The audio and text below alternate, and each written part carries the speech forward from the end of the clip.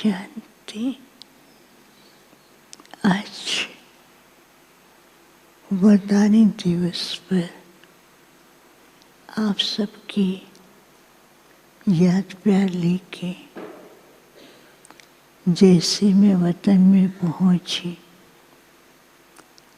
वतन की सजावट और शोभा इतनी सुंदर लग रही थी। कुछ सेकंड तो वतन के नज़ारे और वातावरण को मैं देखती रही, लेकिन बाबा बहुत दूर से आते हुए दिखाई दिए। बाबा नज़दीक आकर के मुस्कुरा भी रहे थे। तो मैंने कहा कि बाबा आप कहाँ से चक्कर लगा के आए हैं? बाबा ने कहा आज बाबा पूरे विश्व के अंदर भ्रमण करके आए और खास ऐसे भक्तों के पास जो वर्तमान जो समय चल रहा है उस समय में अपने इष्ट को पाने के लिए या भक्ति के लिए कुछ तो लगन से, कुछ नियम प्रमाण, कुछ फर्ज अदाई से अपनी किस तरह से भक्ति कर रहे हैं। और बाप भी उनकी भक्ति, उनकी लगन और को देख करके बच्चों पर, भगत बच्चों पर तरस भी आ रहा था, रहम भी आ रहा था। लेकिन उनकी जो भक्ति के कारण बाप भी बंधा हुआ है उनकी भक्ति का रिटर्न देने के लिए। तो आज बाप दाता बन करके बच्चों के, जो भी भगत बच्चे हैं, उन भगत बच्चों की जो भावनाएं हैं, भावनाओं का भाड़ा दे रहे थे। कोई तो बहुत खुश हो रहे थे, कुछ देख रहे थे, कुछ महसूस कर रहे थे और कुछ ऐसे ही पुकार रहे थे। तो बाबा ने कहा, बाप को भी तरस आ रहा था कि दाता दे रहा है लेकिन लेने वाले उसके महत्व को कम समझ करके पुकार रहे हैं। फिर बाबा ने दूसरी तरफ क्या किया? बाबा ने कहा केवल भक्तों के पास नहीं, आज बाप ने सारे अपने बच्चों के पास भी सभी स्थानों पर चक्कर लगाया और बच्चे किस प्रकार से आज के दिन के महत्व को जान करके उसी लगन में ही बैठे हुए थे और बाप से मिलन मना रहे थे। तो बाप भी बच्चों के स्नेह के रिटर्न में उनको वरदानों से भरपूर कर रहे थे। फिर बाबा ने ऐसे कहा कि आओ बच्चे, तो वतन में देखती हूँ कि बहुत से भाई बहनें एकत्रित हो गए। तो बाबा ने कहा देखो, कभी कभी बच्चे महसूस नहीं भी करते हैं, लेकिन बाप तो अपने बच्चों के पास हर रोज़ चक्कर लगाते हैं, क्योंकि बाप अपने बच्चों को कभी भूल नहीं सकते हैं। बच्चे कभी कभी अलबेले हो जाते हैं, लेकिन बाप उनके पास चक्कर लगा करके बच्चों को फिर से कई प्रकार की अनुभूतियाँ और वरदानों से भरपूर करते हैं। तो बाबा ने कहा आज बच्चों को बाप सैर पर ले जाएंगे। तो सब बहुत खुश होने लगे। तो बाबा जैसे एक पहाड़ी पर पहुँचे तो सब बच्चे भी पहाड़ी के, बाबा ने कहा सब बच्चे पहाड़ी पर पहुँचो।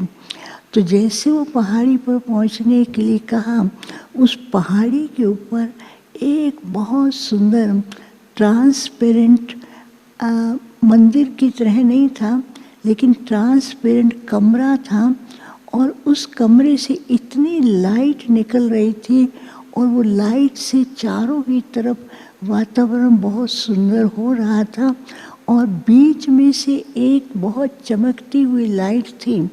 उस लाइट को जैसे कंसंट्रेट करते थे उससे तो ऐसा था कि चारों ही तरफ वरदानों की वर्षा हो, तो ऐसा दिखाई दे रहा था। तो बाबा ने सब बच्चों को कहा कि आप भी पहाड़ी पर आओ। तो बच्चे क्या करते थे, उड़ने के लिए पुरुषार्थ कर रहे हैं और उड़ने का पुरुषार्थ करते थे। आधे तक उड़ते थे और कुछ तो आधे तक रह जाते थे। कुछ वहाँ नीचे खड़े हुए बाबा को कहते, बाबा कुछ भेजो, उड़न खटोला भेजो, पुष्पक विमान भेजो, ताकि हम यहाँ पर पहुँच सकें। तो बाबा ने क्या किया, एक बहुत सुंदर उड़न खटोला भेजा और बच्चों को कहा हर एक अपने अपने उड़न खटोले में बैठ करके ऊपर पहुँचे। लेकिन सब उड़न खटोले में तो बैठ गए, लेकिन उस समय क्या हुआ, किसी का उड़न खटोला बीच की रस्सियों में बंधा हुआ था और किसी का उड़न खटोला ऐसे चारों तरफ चक्कर लगाता था और किसी का उड़न खटोला ऊपर नीचे शेक कर रहा था। तो बाबा ने कहा, देखो बाप जो है बच्चों को समय अनुसार इष्ट रूप बनाना चाहते हैं, क्योंकि भगत अपने इष्ट को देखना चाहते हैं।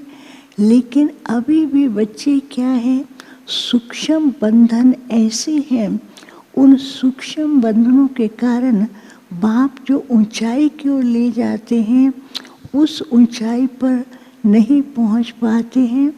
दूसरी बात बाबा ने कहा, अभी भी कई बच्चे ऐसे हैं जो कई तरह के संकल्पों के खेलों में घूमते रहते हैं, चक्कर लगाते रहते हैं। कई प्रकार के ऐसे ऐसे संकल्प उत्पन्न किए हुए हैं जिसके कारण वो चक्कर में लगाते रहते हैं। और तीसरे ऐसे भी बच्चे हैं, हिम्मत भी रखते हैं लेकिन कभी कभी हिम्मत को खो देते हैं। फिर बाबा ने क्या किया, एक बहुत बड़ा उड़न खटोला भेजा जिसमें सारे बच्चे बैठ गए। तो उस उड़न खटोले की जो रस्सियाँ थी वो थी, उन रस्सी पर लिखा था बाप के प्यार में लगन।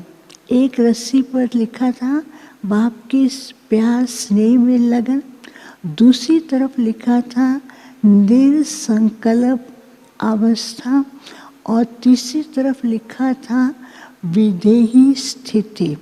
तो जैसे वो लिखा था और उसमें बैठे तो ऊपर की ओर उड़ करके उस हर एक के सामने क्या है, वो लाइट वाला कमरा हर एक को मिलता था और उसमें बैठ गए और ईष्ट के रूप में दिखाई दे रहे थे। तो बाबा ने कहा, अभी बच्चों को ये ध्यान रखना है कि बाप ने तो इतना दे दिया है, लेकिन अभी ईष्ट सर्व सिद्धि संपन्न बन करके भक्तों को साक्षात्कार कराना है और संपूर्ण अवस्था को प्राप्त करना है, क्योंकि समय बहुत नज़दीक आ रहा है। तो मैंने कहा, बाबा बच्चे तो बहुत अच्छा पुरुषार्थ कर रहे हैं, सिद्धि स्वरूप कैसे बने? तो बाबा ने कहा, बाप ने बीच बीच में बच्चों को ध्यान भी खिंचवाया है कि अपने पांचों स्वरूपों का जितना गहराई से सूक्ष्म रीति से पुरुषार्थ करेंगे उतना ही खुद भी अनुभव करेंगे कि हर कदम पर सफलता है, बाप साथी हैं और दूसरों को भी वैसा अनुभव कराएंगे। फिर तो सारे बच्चे ऐसे ईष्ट के रूप में दिखाई दे रहे थे। बाबा ने कहा, बाप यही चाहते हैं और इसी से ही बाप की और बच्चों की प्रत्यक्षता होगी। फिर तो बाबा को भोग स्वीकार कराया और बाबा ने सब बच्चों को भोग स्वीकार कराया और भोग स्वीकार कराते हुए बाबा दृष्टि देते हुए कहा, बच्चे समय बता रहा है अपनी आंतरिक स्व स्थिति को शक्तिशाली बनाना है। समय परिवर्तन की ओर जा रहा है, लेकिन स्थिति को शक्तिशाली बनाओ। फिर बाबा सबको दृष्टि दे रहे थे। फिर जिनके प्रति भोग थे बाबा को याद दिया। बाबा ने उन सबको इमर्ज किया। बाबा ने कहा ये बच्चे तो पहले से ही बाप के पास वतन में पहुंच गए थे और बाप ने उनको हर तरह से भरपूर किया है और सबको याद दिया। ओम शांति।